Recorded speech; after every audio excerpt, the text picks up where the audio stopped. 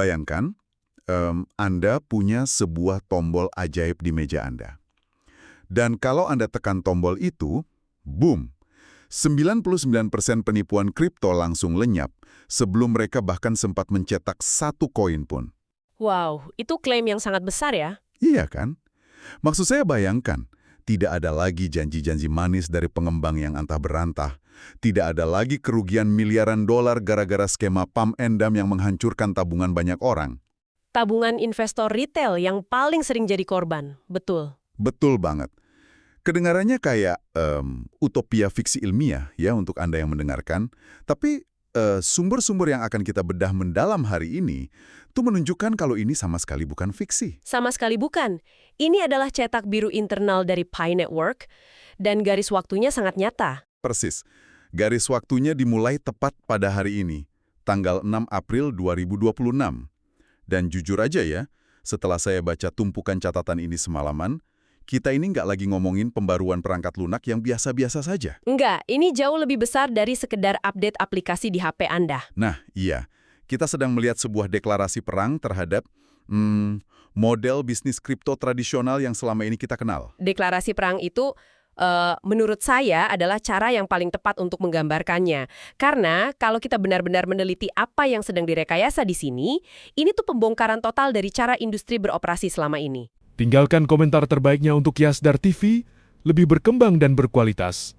Biasakan selalu mencari informasi dan berita lain sebagai referensi dan pembanding untuk menguji kebenaran informasi yang admin sajikan. Yasdar TV bersama Anda tetap mengudara.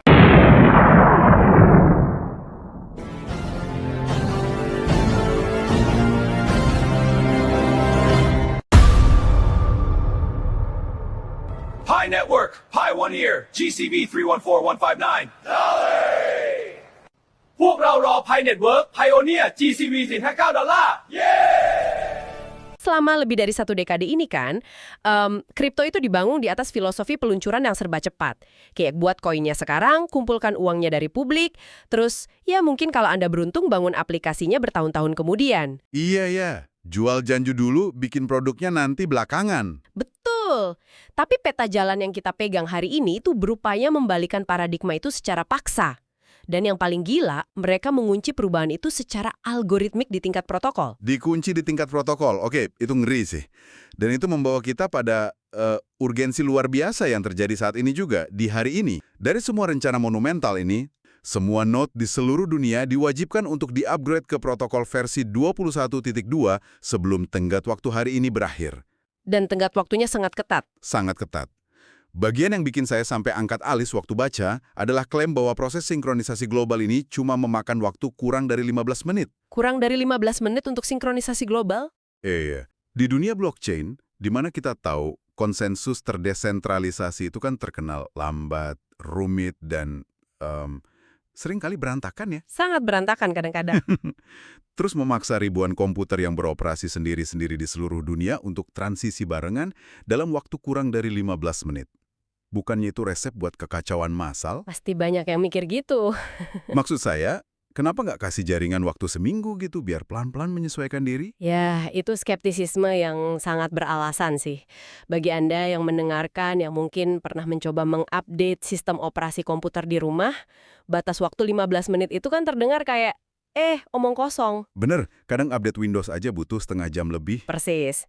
Namun, dalam konteks arsitektur jaringan yang terdesentralisasi, tenggat waktu yang brutal itu sebenarnya bukan sebuah pilihan, itu adalah mekanisme pertahanan. Pertahanan dari apa tuh? Gini, jaringan blockchain itu beroperasi di atas prinsip kebenaran absolut yang disepakati bersama. Semua node, maksud saya komputer-komputer individu yang memvalidasi transaksi Anda itu harus membaca buku besar yang sama persis. Harus pakai kamus aturan yang sama ya? Betul. Jadi kalau kita beri mereka waktu seminggu untuk memperbarui, seperti yang Anda sarankan tadi... Saya mulai paham. Berarti sebagian komputer bakal beroperasi pakai aturan lama, terus sebagian lagi udah pakai aturan baru dong? Tepat sekali. Dan ketika itu terjadi, sistemnya itu nggak cuma sekedar nge-lag atau error. Sistemnya benar-benar terbelah dua. Wow, terbelah dua secara harfiah? Iya, di dunia teknis ini dikenal sebagai hard fork. Jaringan yang masih beroperasi dengan V21 yang lama akan otomatis menolak transaksi dari V21.2 yang baru. Jadi menciptakan dua realitas paralel dong, dua versi kebenaran yang malah bersaing. Dampaknya mengerikan. Anda akan melihat duplikasi saldo, kebingungan massal di antara pengguna, dan yang paling parah, itu menciptakan celah keamanan masif yang gampang banget dieksploitasi oleh peretas. Iya ampun, pantas saja. Jadi V21.2 ini dirancang sebagai ultimatum fungsional ya? Betul. Transisi 15 menit ini ibaratnya jendela eksekusi yang sangat sempit, di mana seluruh jaringan itu kayak menahan napas, menukar mesin lama dengan yang baru, di tengah penerbangan, lalu menyala lagi secara serempak. Ngeri juga ya bayangannya. Ganti mesin pesawat pas lagi terbang. Kalau ada vaksin note yang tertinggal dari jendela waktu itu gimana? Mereka secara otomatis terputus dari jaringan utama, ditinggalkan. Kejam, tapi sangat masuk akal. Dan sejujurnya, ini menegangkan banget untuk dipikirkan. Ini jelas bukan sekedar pembaruan buat nambahin fitur baru yang lucu-lucu. Sama sekali, bukan. Ini kalibrasi ekstrim ya, untuk menyamakan frekuensi setiap komputer di dunia sebelum beban yang sesungguhnya dijatuhkan ke mereka. Nah, itu kata kuncinya, beban yang sesungguhnya. Ya, itu membawa kita ke pertanyaan logis berikutnya untuk para pendengar kita. Kalau V21.2 hari ini cuma semacam peregangan otot atau persiapan infrastruktur dasar, beban berat apa sih yang sebenarnya lagi disiapkan oleh jaringan ini? Beban itu dijadwalkan, bakal dijatuhkan dalam beberapa minggu ke depan saja. Sangat cepat ya? Sangat cepat. Teks sumber kita mengungkapkan bahwa pada tanggal 22 April, protokol ini akan memperkenalkan V22. Dan V22 ini membawa sebuah komponen sentral yang disebut kerangka desain token atau PyERC-1. PyERC-1 ini nih. Ini bagian di mana saya sampai harus baca catatan saya 2 kali saking herannya. Karena aturan utamanya itu rasanya sangat berlawanan dengan intuisi industri kripto pada umumnya. Sangat berlawanan dengan apa yang biasa kita lihat. Di situ dinyatakan dengan sangat jelas, sebuah proyek wajib, garis bawahi wajib, memiliki aplikasi dunia nyata yang berfungsi secara penuh, sebelum, dan ini kata kuncinya ya, sebelum mereka diizinkan menerbitkan token apapun di jaringan. Iya, ini tuh ibaratnya hambatan raksasa yang sengaja ditaruh di tengah jalan tol yang biasanya bebas hambatan. Tapi mari kita coba mikir dari sudut pandang seorang pengembang perangkat lunak ya. Karena ini langsung memunculkan reaksi spontan dari saya. Reaksi seperti apa tuh? Ya, bukannya DNA dari blockchain dan smart contract selama ini tuh justru kemampuan untuk berinovasi tanpa gesekan? Maksud saya, kalau saya ini pengembang di jaringan lain, saya cukup tulis 5 baris kode, tekan enter, dan boom, token saya langsung live. Langsung bisa diperdagangkan hari itu juga kan? Iya. Terus tiba-tiba di PIRC1 ini, Anda memaksa pengembang untuk duduk manis, merancang model bisnis yang beneran, membangun antarmuka pengguna, dan membuktikan utilitas dunia nyata itu ada dulu. Yang mana itu bisa memakan waktu berbulan-bulan. Betul, berbulan-bulan atau bahkan bertahun-tahun. Bukannya aturan ketat ini sama aja kayak, mematikan inovasi dan bikin pengembang pada lari ke jaringan kompetitor yang aturannya lebih longgar? Nah, itu adalah argumen standar industri kripto saat ini. Tapi PIRC1 ini memaksa kita untuk benar-benar mendefinisikan ulang apa yang kita maksud dengan inovasi itu sendiri. Oke, coba bedah itu buat kita. Mari kita lihat model kecepatan tanpa gesekan yang Anda sebutkan tadi. Selama era ICO atau tren DeFi beberapa tahun belakangan, kecepatan itu memang merajalela. Sangat cepat. Bikin koin hari ini, besok kaya raya. Betul, tapi pertanyaannya, apa yang sebenarnya dihasilkan dari kecepatan itu? Data historis kita menunjukkan dengan sangat jelas bahwa sebagian besar proyek yang diluncurkan dalam semalam itu berujung sebagai kode mati atau lebih parah lagi, skema penipuan. Skema penipuan ya? Iya, kecepatan peluncuran token itu ternyata sama sekali tidak berkorelasi dengan kualitas produk akhir. Kecepatan itu justru hanya memfasilitasi pelarian modal yang cepat juga. Wow, itu sudut pandang yang tajam. Jadi argumen dari PIRC1 adalah mencetak koin digital dari udara kosong itu bukanlah sebuah inovasi. Membangun utilitas ekonomi dunia nyata yang mengikat koin tersebut, nah itulah inovasi yang sesungguhnya. Oke, saya mulai mengerti poin Anda. Analogi yang terus muncul di kepala saya, dan ini mungkin bisa membantu Anda yang sedang mendengarkan. Ini tuh mirip banget sama industri properti atau real estate. Menarik. Gimana tuh analoginya? Jadi gini, model kripto yang lama, yang tanpa aturan ketat kayak APRC1 ini, itu mengizinkan seorang developer properti bodong untuk cuma bikin brosur 3 dimensi dari sebuah apartemen mewah. Cuma gambar render ya? Belum ada bangunannya? Cuma gambar. Terus mereka menjual brosur-brosur itu ke Anda. Anda membelinya dengan harga gila-gilaan karena takut kehabisan kuota, atau FOMO. Nah, itu adalah fase peluncuran token di model lama. Betul, fase hype-nya. Terus setelah itu, sang developer mengambil semua uang Anda, masuk kantong pribadi, dan menghilang. Sementara apartemen mewah di brosur itu ternyata bahkan nggak pernah punya izin mendirikan bangunan. Apalagi tanah. Tanahnya nggak ada. Itu perbandingan yang jauh lebih akurat daripada cuma menyebutnya sebagai investasi yang gagal. Karena dalam contoh Anda itu adalah ekstraksi likuiditas yang direkayasa secara sistemik. Penipuan terencana. Benar banget. Dan apa yang dilakukan oleh Paiwansi ini secara harfiah adalah mengubah hukum tata ruang di kota tersebut. Mereka mengubah aturannya dari nol. Iya, protokol ini seolah bilang kepada pengembang, kami nggak peduli seberapa bagus brosur 3D kalian. Kalian wajib beli tanahnya dulu, kalian harus ngecor fondasinya, mendirikan dindingnya, dan memasang saluran airnya. Harus bisa ditinggali dulu. Persis. Kalian harus membuktikan bahwa ini adalah bangunan fisik yang bisa dimasuki dan digunakan oleh orang. Setelah aplikasinya beroperasi penuh, nah, barulah kami izinkan kalian mencetak brosur dan menerbitkan token. Dan pergeseran paradigma yang ekstrim inilah yang sebenarnya menjawab keraguan Anda sebelumnya tentang kenapa jaringan berani ambil risiko memperlambat pengembang. Karena mereka nggak butuh sembarang pengembang. Tepat. Karena kalau jaringan Anda cuma dipenuhi oleh developer bodong yang sibuk jualan brosur palsu, volume pengembang yang tinggi itu bukan lagi sebuah aset. Itu adalah liabilitas yang sangat masif bagi jaringan. Beban yang merusak reputasi ya? Sangat merusak. Jadi V22 dan PRC1 ini sama sekali tidak dirancang untuk menyenangkan pengembang yang cuma nyari uang cepat. Mereka ini dirancang secara khusus untuk perlindungan komunitas pengguna secara mutlak. Dan ini membawa kita ke sebuah titik transisi psikologis yang sangat krusial dari sumber kita. Kalau Anda sudah lama jadi bagian dari komunitas kripto dan amit-amit, Anda kehilangan tabungan karena sebuah token tiba-tiba harganya jatuh ke nol. Yang mana itu sering banget terjadi. Sering banget. Respons dari industrinya pasti selalu sama. Selalu bilang, lakukan riset Anda sendiri. Do your own research. Iya, kalimat sakti itu. Kalimat sakti yang nyebelin. Budaya ini kan ujung-ujungnya selalu menyalahkan pengguna akhir. Kayak, oh Anda tertipu, yaitu salah Anda sendiri kenapa nggak baca dokumen teknis setebal 40 halaman dari pengembang anonim? Padahal bahasanya juga nggak bisa dipahami orang awam. Betul, tapi teks kita ini menyoroti motif yang sama sekali berbeda. Tanggung jawab perlindungan itu digeser secara drastis dari pundak pengguna. Penggeseran tanggung jawab itu adalah inti dari desain V22 ini sebenarnya. Kalau kita lihat dalam sistem keuangan tradisional, kita tuh mengandalkan lembaga seperti OJK atau Komisi Sekuritas untuk melakukan penyaringan ini. Ya, mereka yang memverifikasi kelayakan perusahaannya. Betul. Sebelum perusahaan itu bisa jual saham ke publik, mereka dicek habis-habisan. Nah, di dunia kripto, ketiadaan lembaga semacam itu menciptakan celah keamanan raksasa.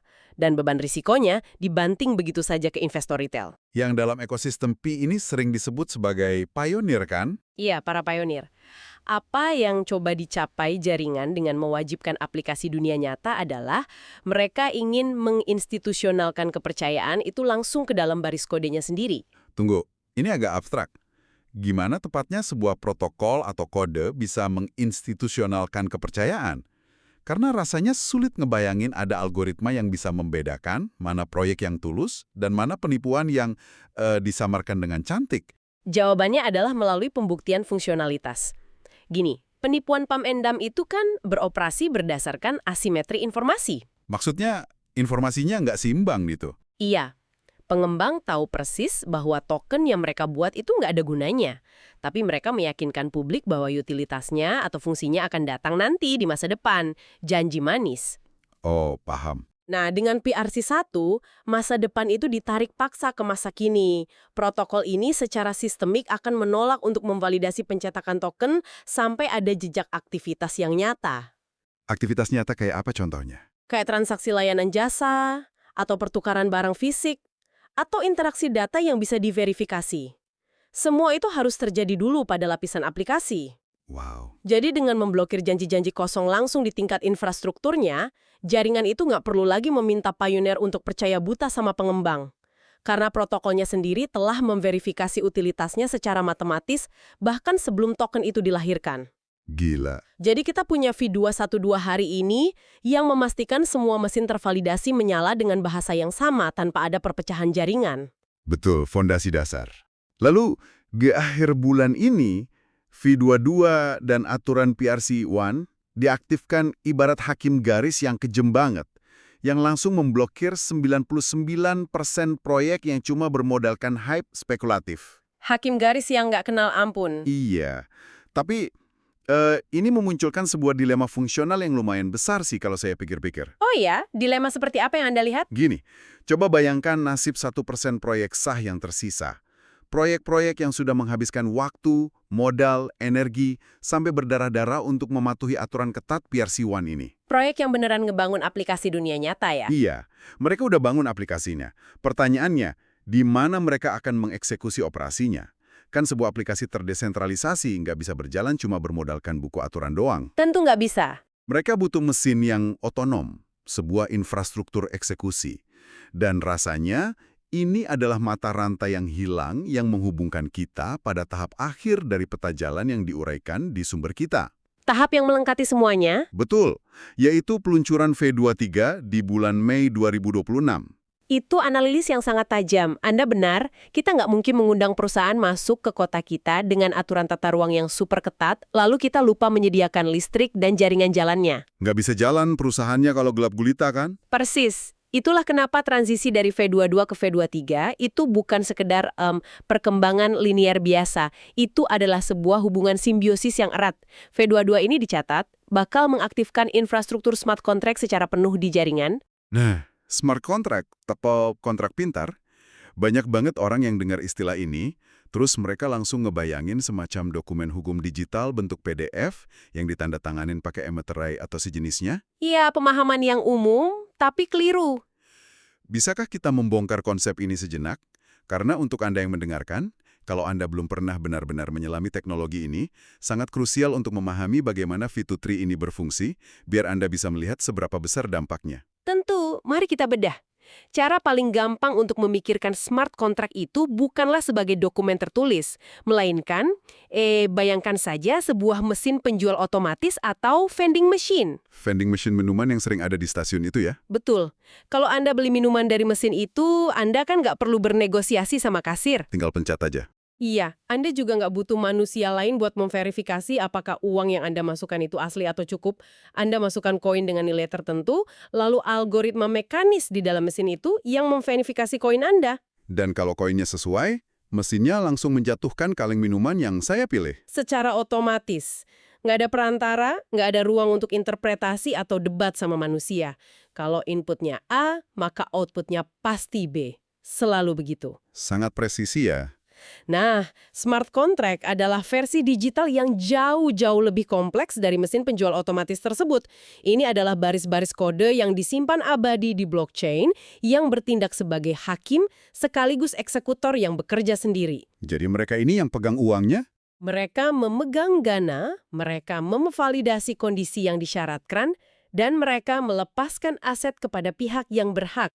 Semua itu tanpa perlu menyewa pengacara, tanpa butuh izin bank, atau perusahaan perantara manapun. Wow. Namun, ini nyambung ke dilema Anda tadi. Sebuah mesin penjual otomatis itu kan baru berguna kalau ada barang nyata di dalamnya, dan koin yang digunakan itu punya nilai yang diakui. Dan disinilah kedua pembaruan besar ini saling mengunci satu sama lain. Tepat. Kalau V22 dan aturan PRC-1 adalah mekanisme yang memastikan bahwa setiap barang di dalam mesin itu adalah aplikasi dunia nyata yang sah dan berharga. Terus V23-nya?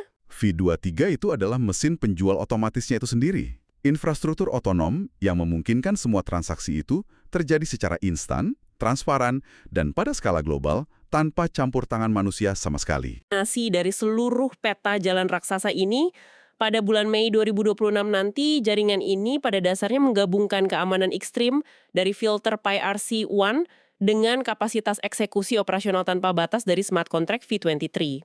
Merinding juga dengarnya.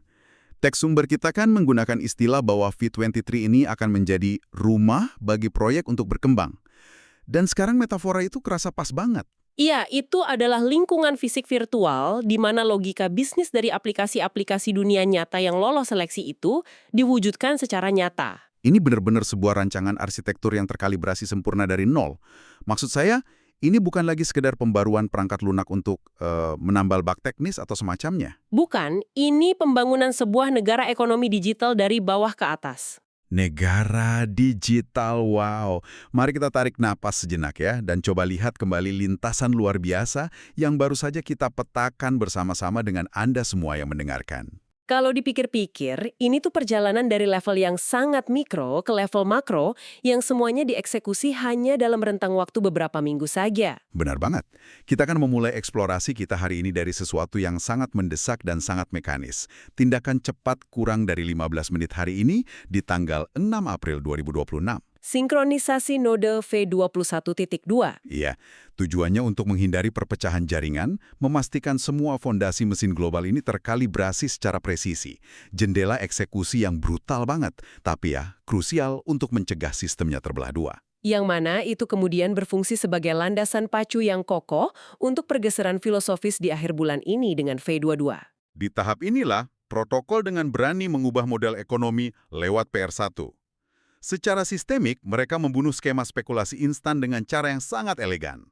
Mewajibkan aplikasi dunia nyata. Betul, mewajibkan fungsionalitas aplikasi sebelum ada satu token pun yang boleh diterbitkan.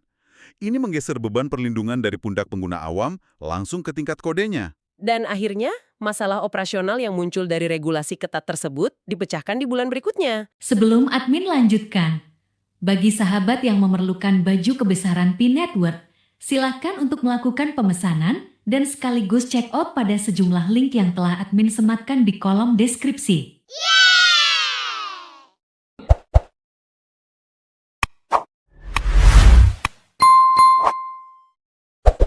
Peluncuran V23 di bulan Mei. Memberikan kerangka smart contract otomatis, mesin penjual otonom raksasa kita tadi ya. Ya, yang bertindak sebagai infrastruktur tanpa perantara bagi 1% proyek yang benar-benar sah itu, agar mereka bisa menjalankan utilitas nyata mereka dalam skala global. Luar biasa.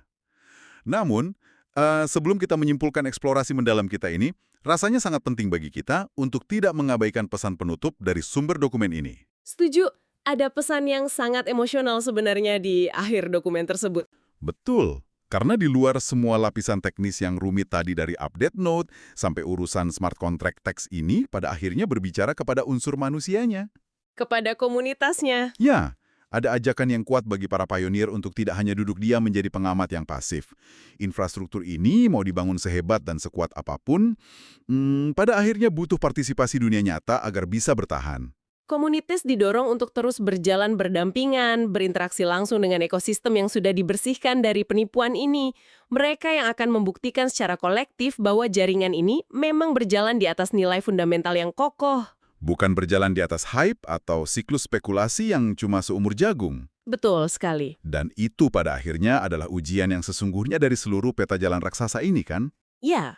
Karena ini bukan cuma sekadar tentang sekelompok pengembang pintar yang menulis kode yang lebih bagus. Ini adalah eksperimen sosial dan ekonomi manusia dalam skala yang masif. Eksperimen yang bisa merubah segalanya. Dan itu membawa saya pada satu pemikiran provokatif, sebuah pertanyaan krusial yang ingin saya tinggalkan untuk Anda renungkan. Kita kan sudah membedah panjang lebar bagaimana Pi Network secara agresif berusaha menjauh dari kebiasaan buruk industri kripto. Ya, menjauh dari penipuan. Nah, bayangkan ini. Jika eksperimen PRC1 dan integrasi V23 ini benar-benar berhasil, jika mereka sukses membuktikan kepada dunia bahwa mewajibkan fungsionalitas aplikasi dunia nyata sebelum peluncuran token, itu sungguh bisa melahirkan ekosistem triliunan dolar yang berkelanjutan. Dan yang paling penting, ekosistem yang secara sistemik kebal terhadap penipuan. Tepat, akankah keberhasilan ini menjadi titik balik bagi seluruh industri kripto global?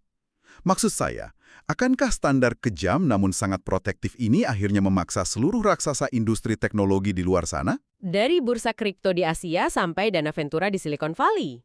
Iya. Apakah mereka akan dipaksa untuk menundukkan kepala, membuang model bisnis peluncuran instan mereka yang lama, dan mulai beradaptasi dengan pendekatan baru ini? Pendekatan, buktikan utilitasnya dulu, baru terbitkan asetnya. Itu pertanyaan triliunan dolar. Kalau industri sampai dipaksa berubah karena ini, dampaknya akan luar biasa. Sangat luar biasa. Jika jawabannya iya, maka eksplorasi mendalam kita hari ini mungkin tidak hanya membahas cetak biru dari pembaruan satu jaringan tunggal saja. Kita mungkin saja sedang membedah cetak biru dasar bagi evolusi masa depan dari internet dan keuangan digital umat manusia itu sendiri. Sebuah kehormatan bisa membedah dokumen sepenting ini bersama Anda semua. Benar sekali.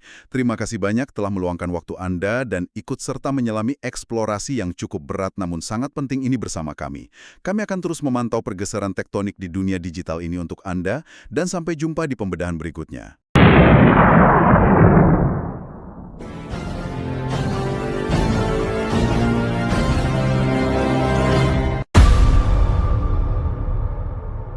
Pi Network, Pi One Ear, GCV 314159 พวกเรารอ Pi Network Pioneer GCV 459 $เย้